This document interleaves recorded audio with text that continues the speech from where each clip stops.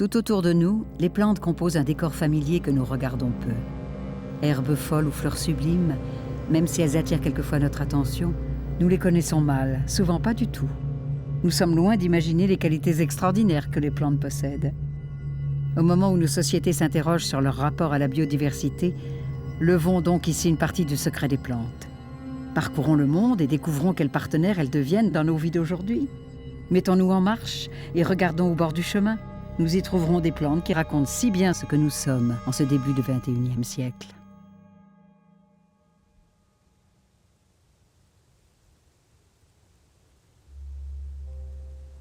Nous aimons faire des plantes le support de toutes les métaphores, particulièrement lorsqu'elles s'ornent de fleurs remarquables. Il en est une qui se distingue entre toutes, une plante mythique, symbole même de la création, emblème de notre sens du sacré, le lotus. De l'Inde au Japon, le lotus est inséparable du sentiment religieux. Une plante au cœur de l'hindouisme et du bouddhisme, tour à tour vénérée, gravée, offerte, consommée.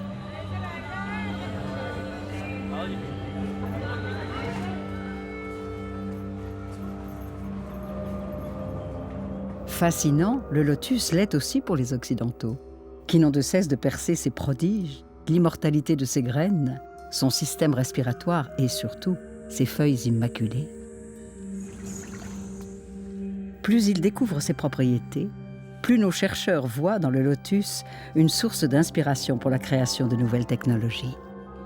C'est un autre regard qui se porte alors sur les plantes et au-delà sur toute la nature vivante. Grâce au lotus, la biologie et la technique se rencontrent. Ainsi, le lotus devient également le symbole d'une démarche scientifique aujourd'hui en plein essor. Mais avant cela, il nous faut comprendre que le lotus nous projette aux racines de la culture. Il est inscrit dans l'inconscient d'une grande partie de l'humanité, traversant toute l'Asie de sa puissance symbolique. Madoka Mayuzumi est une célèbre poétesse japonaise, comme sortie d'une estampe. Elle nous dit toute la force du lotus pour elle et son pays.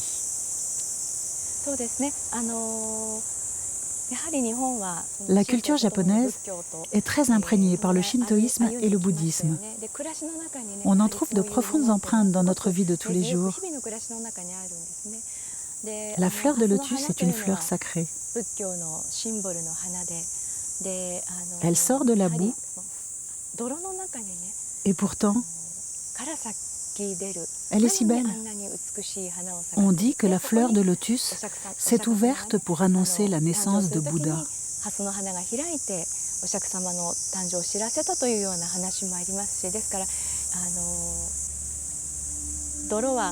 La boue signifie les passions en termes bouddhistes.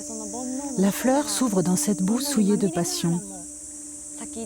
La fleur de lotus signifie donc un état de révélation. J'aimerais vraiment être comme une fleur de lotus, même si je dois me trouver dans la boue. La réalité n'est pas une eau pure et transparente. Il se passe des choses dans ce monde. Moi-même, je suis souillée par toutes sortes de passions encombrantes. Mais je souhaite en sortir et faire éclore en moi une fleur, comme le lotus. Ce paysage reflète une partie de l'histoire japonaise. Il n'est pas seulement beau, mais rappelle toute une tradition. Et l'on ressent avec ces fleurs toute la profondeur de l'histoire.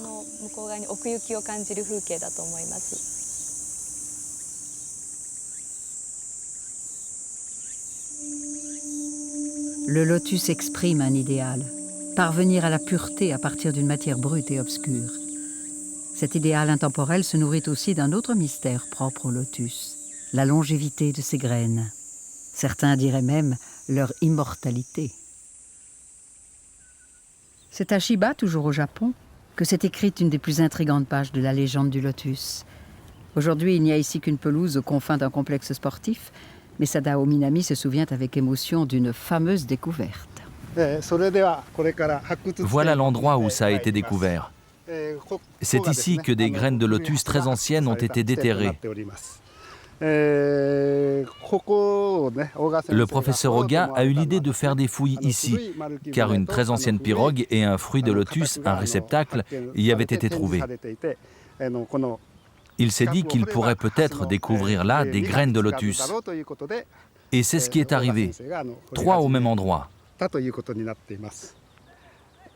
En analysant la couche de terre où étaient les graines, le professeur Oga a estimé que ces graines dormaient là depuis au moins 2000 ans.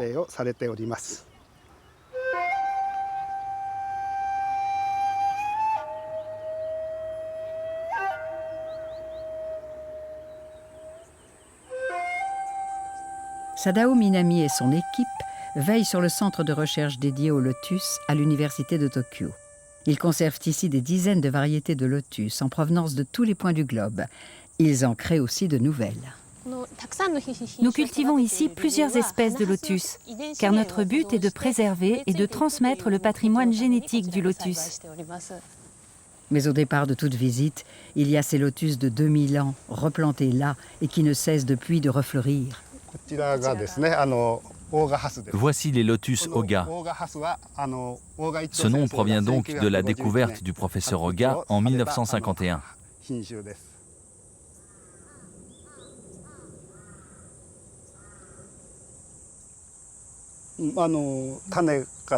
Pour moi, c'est spécial, car ils ont poussé à partir d'une graine très ancienne.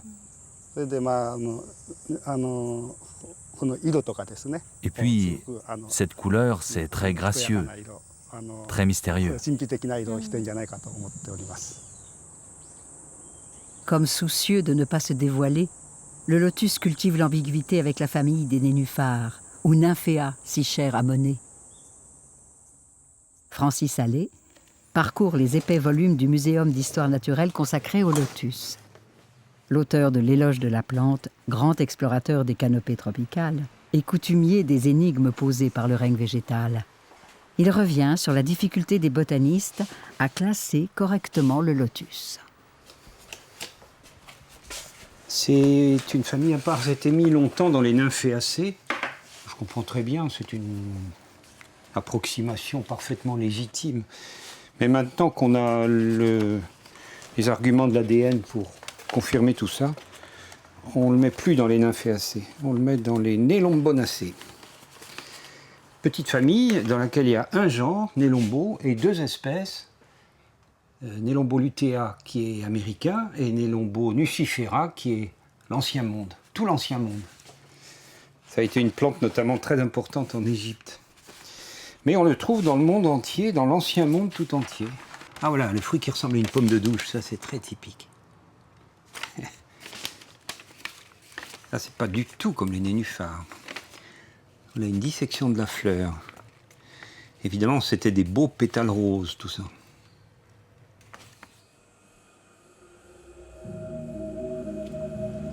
Couleur délicate des pétales, forme insolite du fruit, structure à toute épreuve de la graine. Fumiko Ishizuna déconstruit sous nos yeux la fleur de lotus, révélant ainsi de nouvelles singularités.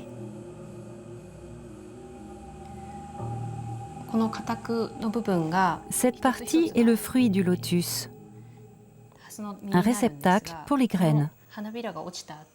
Après que les pétales sont tombés, ça prend cette forme, puis ça devient très sec, comme celui-ci qui est de l'année dernière.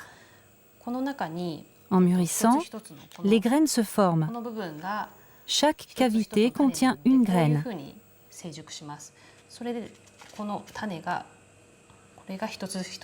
Le fruit du lotus est très particulier. Le secret du lotus Oga, en sommeil sous terre durant 2000 ans, réside peut-être dans cette particularité. Son enveloppe très résistante empêche l'eau de pénétrer. Grâce à ce mécanisme, la graine peut dormir très longtemps. Très longtemps, sans bourgeonner.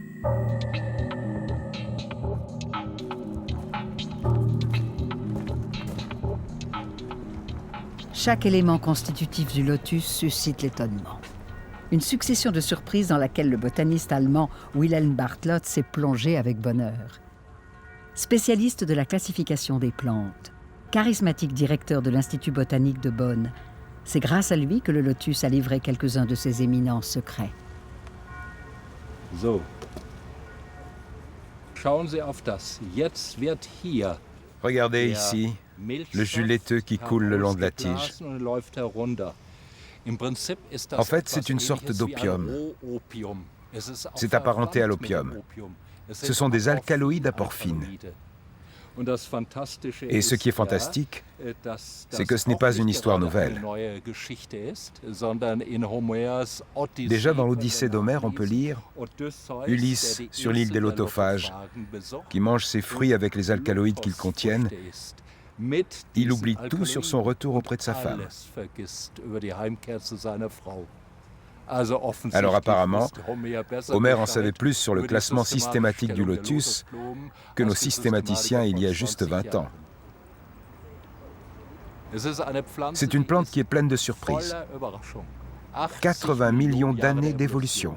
Le lotus est une plante incroyablement ancienne, avec assez de temps pour s'optimiser à travers essais et erreurs, mutations et sélections, et développer les structures les plus incroyables.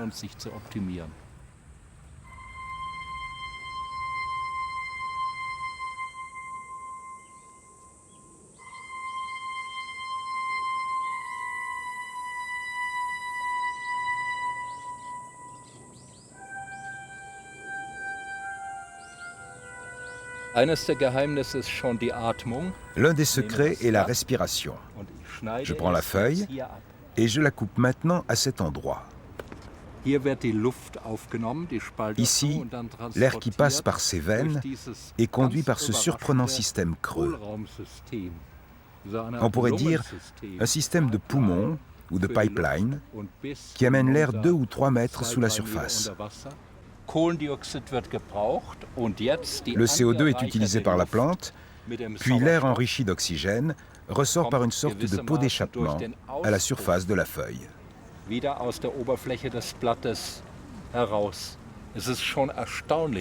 C'est d'autant plus étonnant que c'est la seule plante sur notre planète avec un système de respiration aussi complexe et où on peut voir la respiration.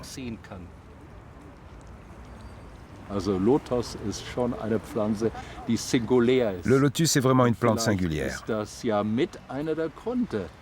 Peut-être est-ce une des raisons qui participent à en faire un symbole très important pour les anciennes religions.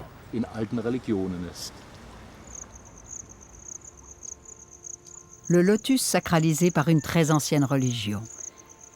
C'est ce qu'expriment de façon saisissante les vestiges de Sanchi au centre de l'Inde. Ordonné par le puissant empereur Ashoka dès le IIIe siècle avant notre ère, ce site exceptionnel est aujourd'hui inscrit par l'UNESCO sur la liste du patrimoine mondial de l'humanité. À Sanchi, le lotus est partout. Les portails, les stupas, les colonnes. Chaque élément architectural s'empare du lotus. Du moindre ornement au plus détaillé des récits sur la naissance miraculeuse de Bouddha.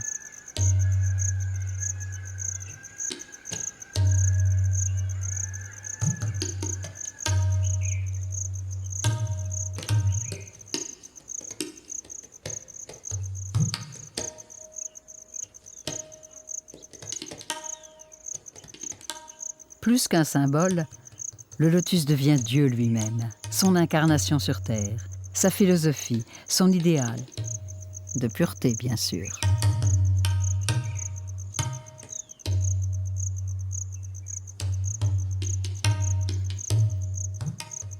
Mais l'idée de pureté n'est pas uniquement associée à la fleur de lotus. Sadao Minami et sa collaboratrice ne se lassent pas de jouer aussi avec ses feuilles. Car les feuilles du lotus présentent sans doute la plus surprenante des particularités de la plante et participent ainsi de sa légende. Les enfants, ils aiment bien ça. Quand ils viennent, ils jouent toujours avec les feuilles comme ça. Quand il pleut, l'eau forme une seule et énorme goutte. C'est très beau.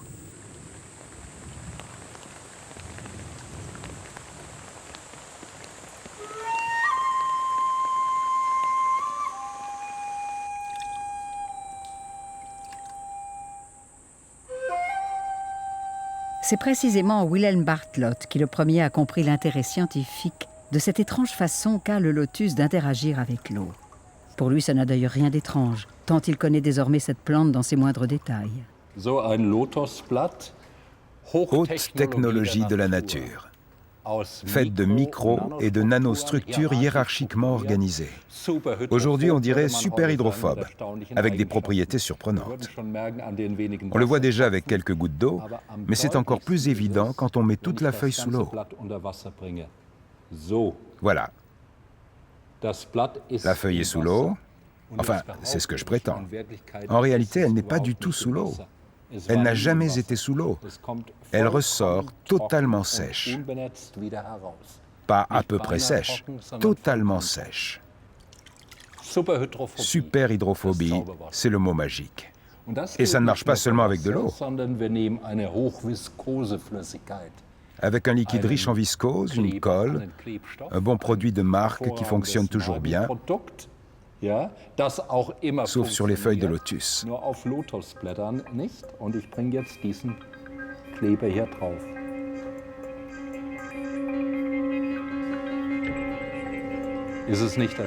N'est-ce pas incroyable?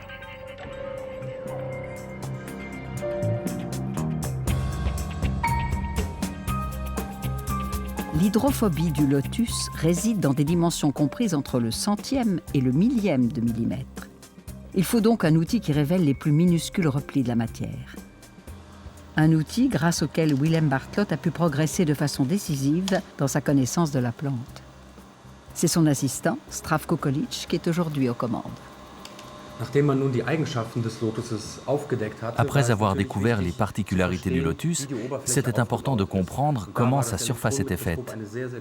Et bien sûr, le microscope électronique a été d'une aide précieuse, car grâce à sa très haute définition, on a pu voir parfaitement les détails de la surface.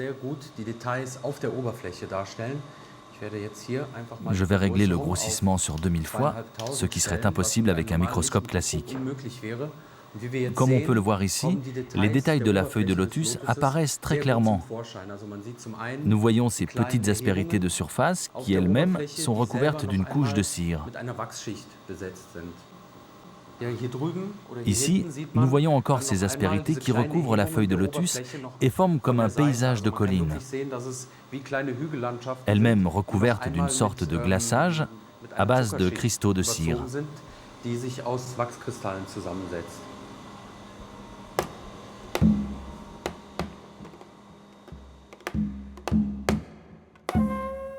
Dans un laboratoire parisien de l'École spéciale de physique et chimie industrielle, une équipe de chercheurs a entrepris de mettre en évidence tous les aspects de ce refus catégorique du lotus à tolérer l'eau sur ses feuilles. David Quéret est directeur de recherche au CNRS. Il accompagne ses étudiants dans la mise au point de surfaces artificielles, présentant les mêmes caractéristiques que la véritable feuille de lotus. Ben, on a cette caméra qui filme de face le dispositif seringue-plaque. La plaque est là. Voilà, ben là, je crois que c'est bon. On va préparer un impact. Voilà, la goutte se forme et se détache. Alors qu'est-ce que ça donne ?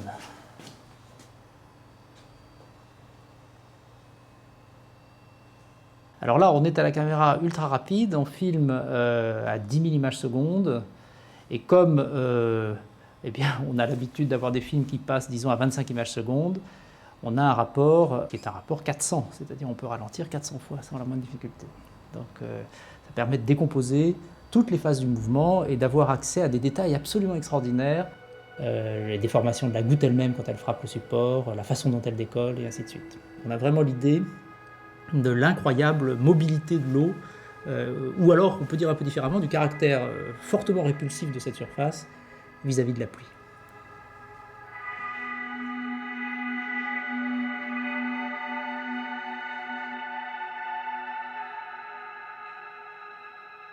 Le comportement habituel, c'est qu'une goutte d'eau qui arrive sur un solide, elle l'explore, elle s'y écrase et elle s'y attache. Et très souvent, on se sert de ce comportement. Dans une imprimante à jet d'encre, la petite goutte d'encre qui arrive sur le papier, on veut qu'elle s'attache au papier. Donc c'est quelque chose qu'on exploite souvent. Mais il y a des tas de cas où on voudrait le contraire, c'est-à-dire on voudrait repousser l'eau. Si on veut protéger une vitre, si on veut protéger un béton, on aimerait bien que la pluie reparte au lieu de rester collée. Et donc, c'est là qu'il y a cette idée qu'on pourrait presque appeler l'idée de placer des espaceurs. Ces petits piliers, ces petits picots qui sont à la surface de la feuille de lotus, c'est des espaceurs qui vont faire que jamais le liquide n'ira jusqu'au fond du solide, en quelque sorte. Il y a une image qu'on aime bien, nous, qui est l'image du fakir. C'est-à-dire que ces gouttes sont des gouttes fakir, en ce sens que quand on les pose sur leur support, eh bien, elles sont comme le fakir sur le tapis de clous. Sous le fakir, il y a surtout de l'air, il y a simplement quelques clous qui touchent, et donc toutes les propriétés que la goutte va avoir, c'est des propriétés liées à cette couche d'air.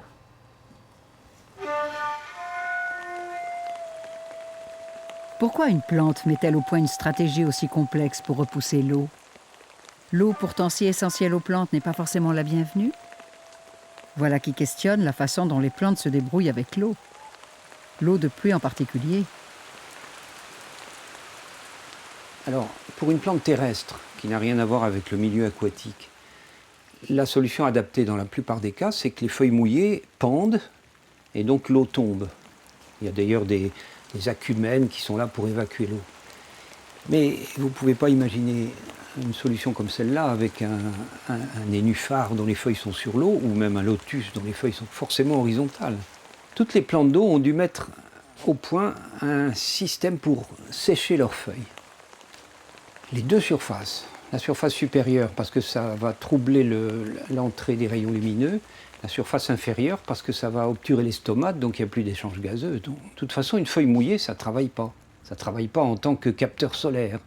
Tandis que là, avec cette propriété, elles sont sèches, donc aptes à la photosynthèse à n'importe quel moment. Ce sont donc des plantes qui ont l'obligation, la quasi-obligation d'être hydrophobes comme ça.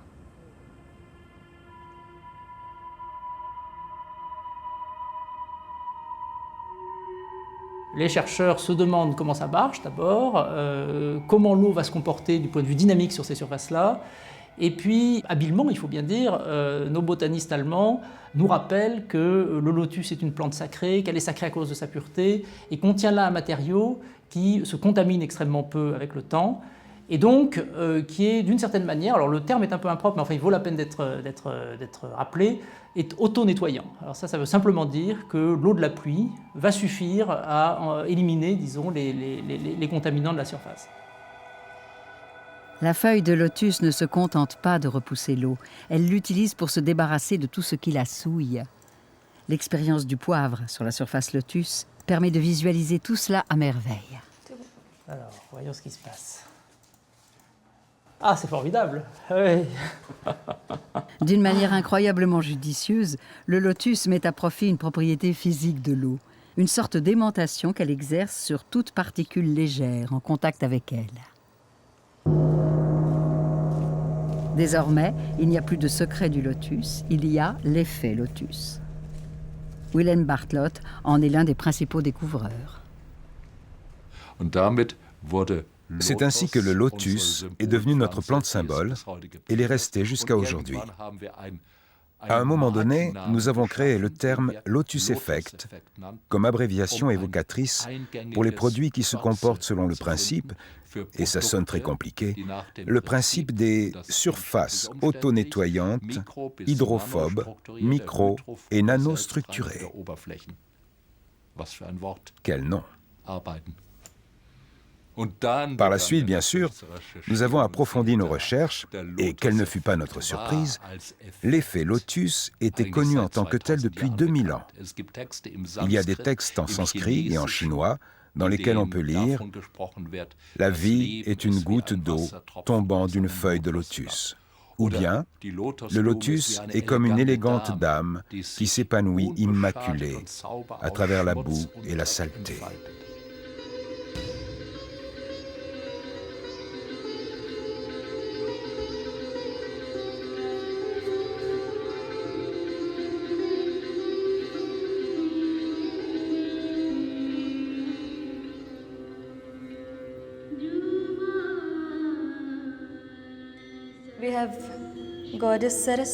Nous avons la déesse Saraswati, la déesse de la connaissance. Elle est assise sur un lotus blanc.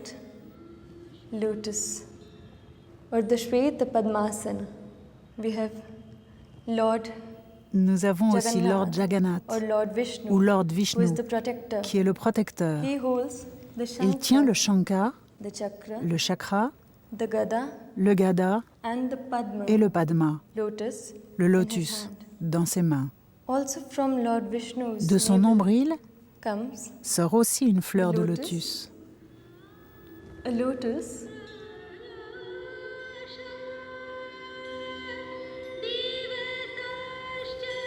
Avec le lotus, nous célébrons la vie, la beauté et les dieux. Savoureux paradoxe, la découverte de l'effet lotus nous porte au contraire vers ce qu'il y a de plus concret, vers tout ce qui peut améliorer notre quotidien ici-bas. Peter Groschall est expert en recherche et développement chez l'un des leaders allemands en peinture et revêtements muraux. Qui dit feuille de lotus, dit surface auto-nettoyante. Alors, pour qui veut recouvrir ou entretenir des milliers de mètres carrés de murs et parois à travers nos villes, l'effet lotus aiguise évidemment la curiosité. Après que le professeur Bartlott a découvert l'effet lotus, il a évidemment essayé de l'appliquer dans l'industrie. Dans beaucoup de branches de l'industrie. Quelques-unes ont répondu et ont essayé d'appliquer cet effet à des produits bien réels.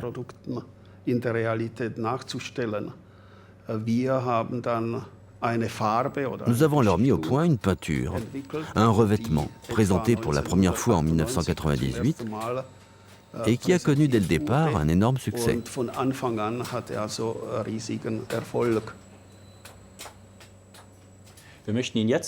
Nous voudrions vous montrer le nettoyage d'une peinture de façade par la pluie, comme c'est possible aussi sur une feuille de lotus. Nous avons donc ici de la saleté. Avec les gouttes d'eau, vous voyez comment se produit l'effet nettoyant. La saleté est enlevée par la tension de surface des gouttes et la peinture redevient propre. Quand on fait ça avec une peinture sans effet lotus, on voit qu'il ne se passe rien. Il n'y a aucun effet auto-nettoyant. La façade reste sale. La saleté n'est pas enlevée. Cela montre comment un principe végétal, celui de l'effet lotus, peut être transposé dans une peinture et comment l'effet auto-nettoyant se produit.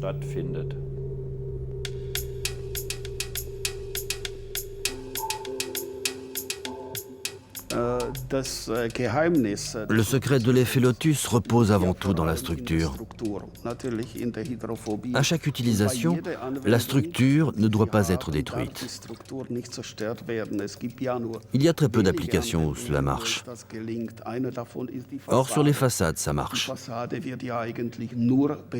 Une façade est soumise aux intempéries, mais elle supporte ces sollicitations.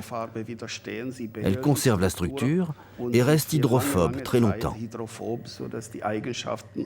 Ces peintures peuvent ainsi être utilisées sur de très longues durées. Alors, il y a beaucoup d'entreprises qui ont développé des recherches appliquées dans ce sens, qui sont des entreprises quelquefois de chimie de surface. Donc ces matériaux existent, mais ils ont tous le même problème. C'est le problème qu'on a tous d'ailleurs les uns et les autres, qui est le problème du vieillissement. C'est-à-dire qu'avec le temps, ces matériaux s'altèrent, perdent leurs propriétés. Quelquefois, ils perdent leur petite couche chimique hydrophobe. Et alors à ce moment-là, c'est une catastrophe. C'est des matériaux rugueux et donc ils deviennent super hydrophiles. Ou alors ils perdent leur texture et c'est le même problème.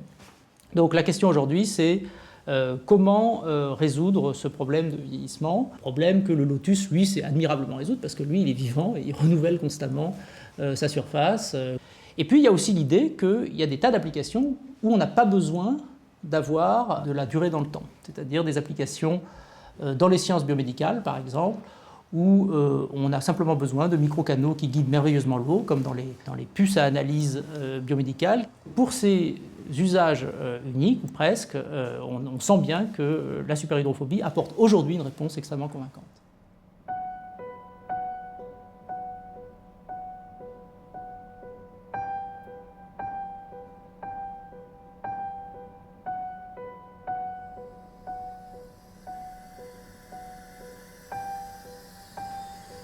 Jérôme Gavillier est chef de projet au laboratoire des technologies de surface du CEA. L'un des programmes qu'il développe est précisément cette puce d'analyse biomédicale, autrement dit un laboratoire d'analyse miniature. Il s'agit d'une petite révolution médicale, car ce mini-laboratoire portable permettra d'établir certains diagnostics sans être tributaire d'équipements lourds, sans envoyer les patients ou leurs prélèvements vers de grands centres hospitaliers parfois très éloignés. Ce micro-laboratoire est l'élément qui nous intéresse pour embarquer l'effet Lotus. Ce micro-laboratoire est en fait une plateforme qui est fabriquée en plastique, en polymère, donc à bas coût, et sur laquelle on va dessiner, on va fabriquer des canaux, des micro-canaux, dans lesquels on va pouvoir déplacer l'échantillon liquide qui est le prélèvement biologique du patient. Une goutte de salive, une goutte de sang, une goutte d'urine, etc. Le principal problème d'une si petite invention, c'est le déplacement des liquides à l'intérieur du système. Par exemple, comment amener la bonne quantité de sang jusqu'à la puce d'analyse. C'est là que l'effet Lotus intervient.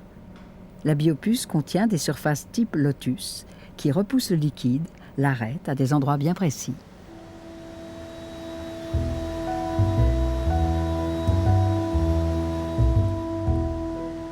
L'équipe de Jérôme Gavillier sait donc reproduire la structure d'une feuille de lotus sur du plastique. Elle sait graver la matière à l'échelle de l'atome et dessiner ainsi des surfaces lotus à des dimensions infimes et avec des motifs très complexes, encore plus efficaces que le lotus lui-même.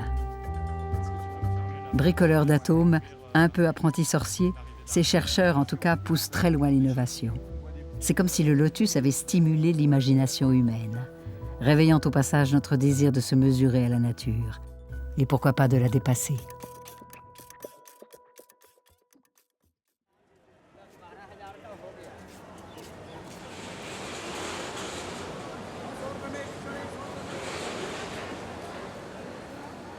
Envie de performance, besoin d'innovation, voilà qui n'est plus aujourd'hui réservé à l'Occident.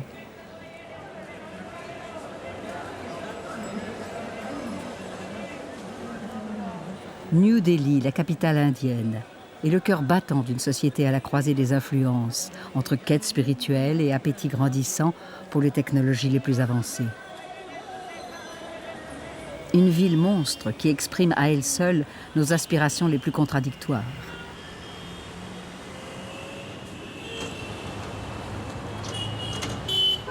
Au beau milieu de cet incessant bouillonnement, un enclos de tranquillité, un pouce d'air où tous viennent respirer, le Lotus Temple. Shatrughan Jivnani dirige ce vaste sanctuaire. Il y officie à la fois en tant qu'intendant et père supérieur, au sein d'une communauté, invitant tous ceux qui le souhaitent à la prière, quel que soit leur Dieu. Vous savez, nous, en tant qu'individus, nous sommes perdus dans les brumes de la technologie et de la science. Et nous regardons autour de nous, nous voyons que les gens, en dépit de toute cette affluence, en dépit de toute cette modernité qui nous entoure aujourd'hui, les gens semblent perdus. Ils cherchent, et cela parce qu'ils ne regardent pas en eux-mêmes profondément. Tout est là pourtant, mais c'est à nous de réaliser qui nous sommes.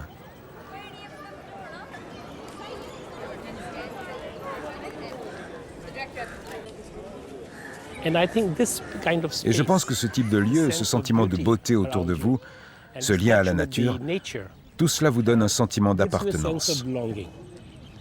Une atmosphère pour l'introspection qui conduit à la réflexion. Tout cela est très important et c'est induit par l'esthétique de cette architecture.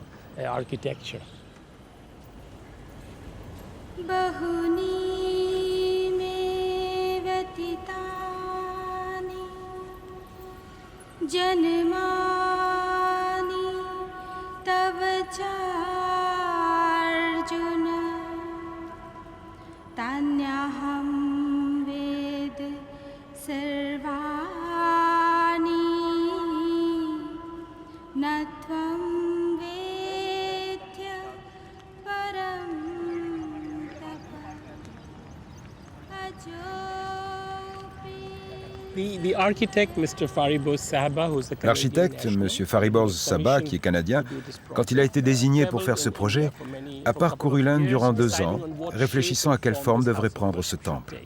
Et plus il voyageait à travers l'Inde, plus il se rendait compte que le lotus était partout.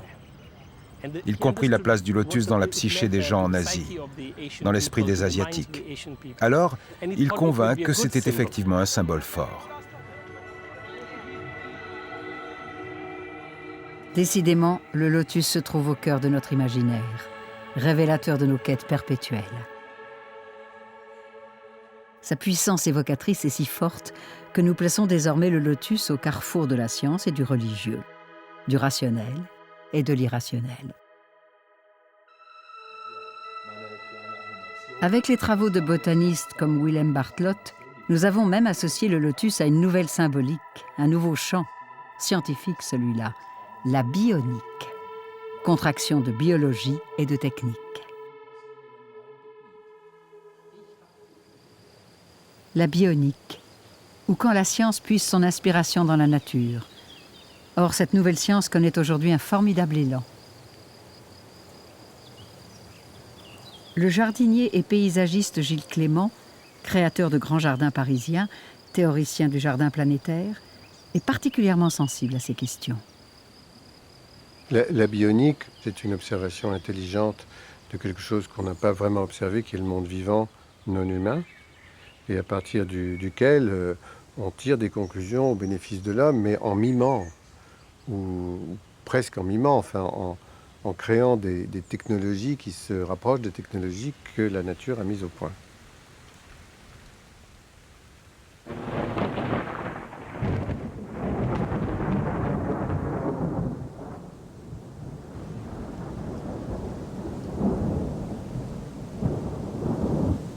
Dès qu'on parle de bionique, on pose un principe qui est celui de considérer que le vivant a inventé des choses intelligentes, probablement plus même que l'homme n'a pu en faire jusqu'à présent.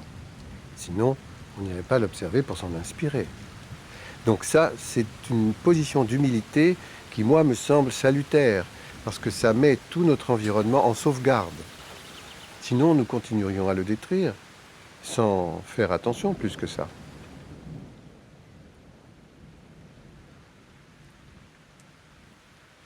Sous les serres du jardin botanique de Fribourg, un homme songe au potentiel infini que représente le règne végétal. Il s'agit du professeur Thomas Speck. Plus il observe les plantes et plus il voit derrière chacune d'elles la promesse d'une application.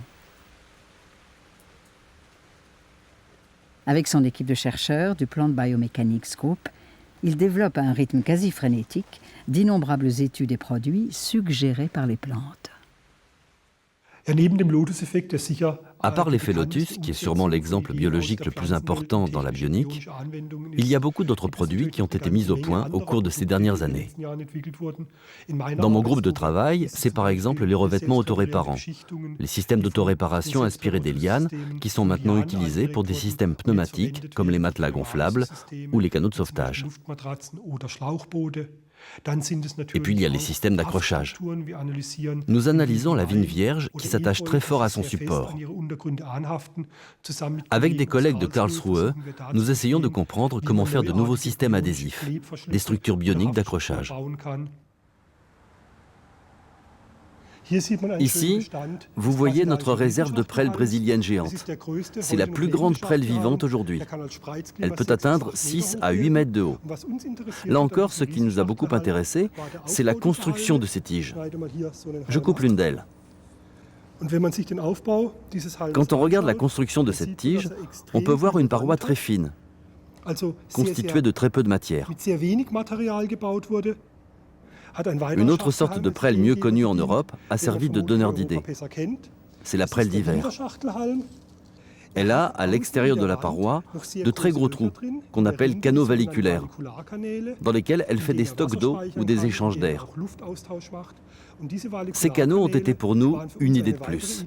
Nous avons percé des canaux comme cela dans notre projet de tube bionique. Nous pouvons y faire passer des conduits hydrauliques, des conduits d'essence ou d'électricité, ce qui confirme que l'on peut allier stabilité et approvisionnement. Donc je pense que les plantes offrent un large spectre, au-delà du lotus, pour développer des idées innovantes pour des produits bioniques.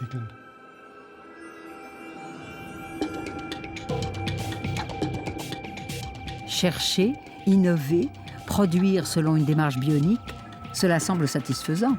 Mais l'exercice n'est pas si différent de ce que nous avons toujours fait. La bionique, la biomimétique devraient nous porter vers d'autres paradigmes, de nouvelles façons de concevoir la technique. Pas une simple inspiration, mais une action en prise directe avec la nature, avec la vie.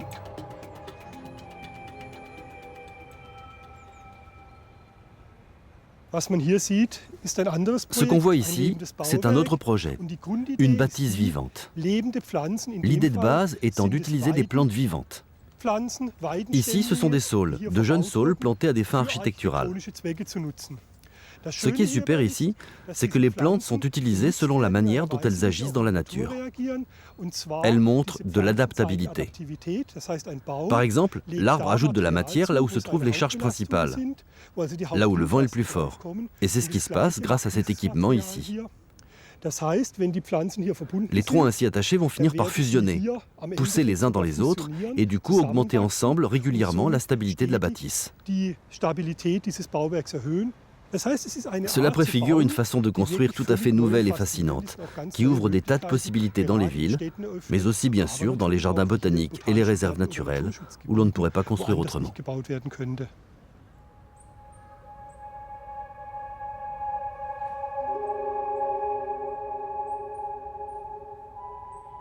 Pas seulement copier, mais bâtir avec le vivant. C'est cette démarche que l'architecte et dessinateur belge Luc Schuiten explore au fil de ses projets. Il ne se sent plus en phase avec les pratiques habituelles du bâtiment contemporain. Aussi a-t-il délaissé la construction, préférant rêver à des propositions originales d'architecture biomimétique.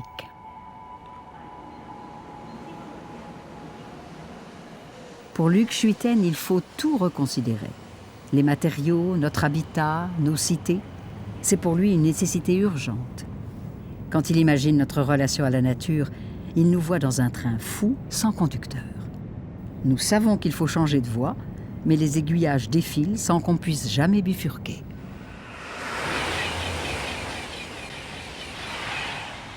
Aujourd'hui, les techniques rejoignent son rêve, lui donnent une possibilité de se réaliser bien plus vite que lui-même ne l'aurait cru. Si on part de l'idée qu'on pourrait utiliser ces structures magnifiques que sont les arbres, en guidant leur croissance, en créant des greffes, toutes sortes de processus qu'utilisent les botanistes pour pouvoir gérer un arbre, on pourrait imaginer qu'on pourrait les utiliser comme structure pour constituer des habitations. En refermant ces structures par des sortes de biotextiles comparables aux cocons que font les insectes ou la toile d'araignée, on pourrait arriver, en travaillant avec des matières comme ça, à créer des environnements qui soient entièrement bio, c'est-à-dire qui ne contribuent pas à détériorer notre environnement, mais qui au contraire, par leur développement, apportent un nouvel équilibre à la planète. Et ça, c'est certainement dans ce sens-là qu'il faut aller. On ne peut pas continuer à souiller notre lieu d'habitation. Aucun animal ne le fait.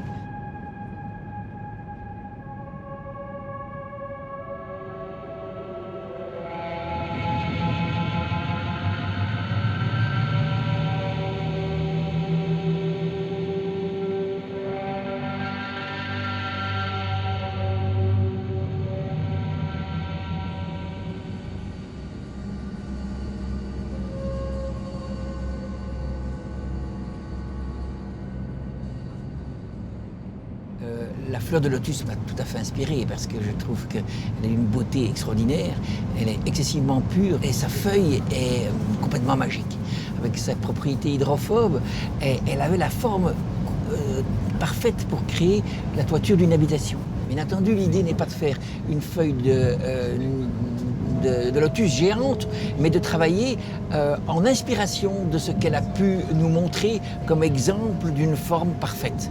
Ainsi, je réutilise le concept même et la structure pour pouvoir m'en inspirer pour faire des habitations d'un tout autre type, puisque ce que la nature a retenu n'est jamais que des formes et des choses qui sont excessivement logiques, stables, et qui utilisent un minimum de matière.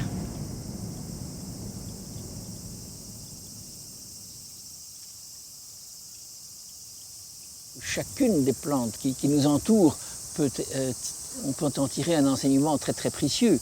La manière dont cette plante réalise la constitution de sa structure, sa morphologie, la manière dont les feuilles se déroulent en deux parties symétriques sur une espèce d'axe qui n'apparaît pas comme ça au départ, est tout à fait étonnant.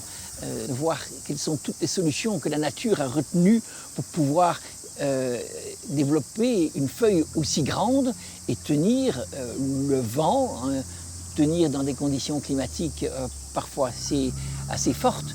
C'est certainement des sources d'inspiration pour les techniciens et les scientifiques qui sont amenés à répondre à des problèmes de portance, de résistance au vent, de toutes sortes de choses comme ça.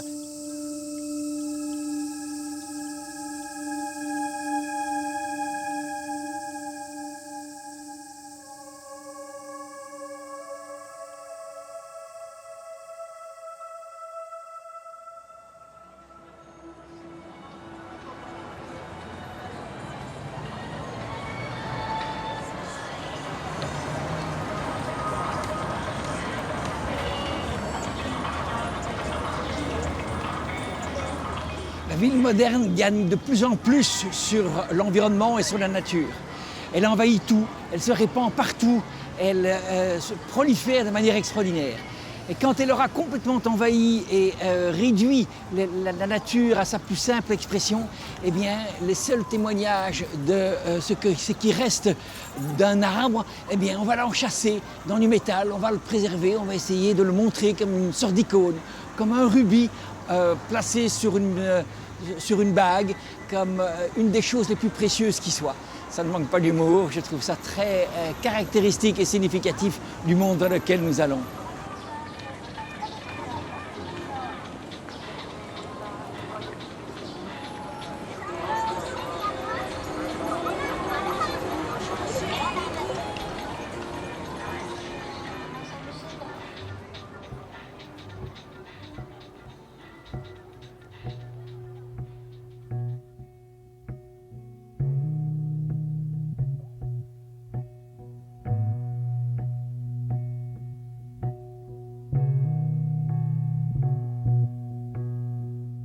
Je pense que la mission principale d'un artiste est de communiquer avec le média qui est le sien, ce qu'il ressent du monde dans lequel il vit. Et généralement, c'est un profond mal-être. C'est sa difficulté à s'intégrer dans une société dans laquelle il ne trouve pas véritablement sa place. Je peux vraiment me définir comme ça. Je me sens mal dans un monde qui ne correspond pas véritablement à mes aspirations. Et je n'ai pas fort envie de m'exprimer comme critique, comme donneur de leçons, comme quelqu'un qui va chercher à dénoncer ce qui ne lui plaît pas. Il est évident qu'on ne va pas du jour au lendemain raser nos villes pour créer une cité lotus. Mais ça pourrait être un nouveau quartier, quelque part, dans quelques centaines, milliers d'années. L'utopie, c'est surtout un possible qui n'a pas encore été expérimenté. Et en montrant toutes ces potentialités, c'est une manière de dire que c'est peut-être un peu dommage qu'il n'ait pas été expérimenté et que c'est peut-être ce qu'il faut faire maintenant. Dans le contexte d'une planète aux équilibres menacés par nos excès, il paraît évident que notre rapport à la nature doit se penser dans la durée. La bionique, pour avoir du sens, doit être synonyme de durabilité. Si le lotus demeure le symbole idéal de ce que la nature nous apprend, il nous invite à voir dans les plantes bien plus que des objets d'étude. Et pourquoi pas la source d'inspiration des utopies les plus folles, au fond les plus nécessaires.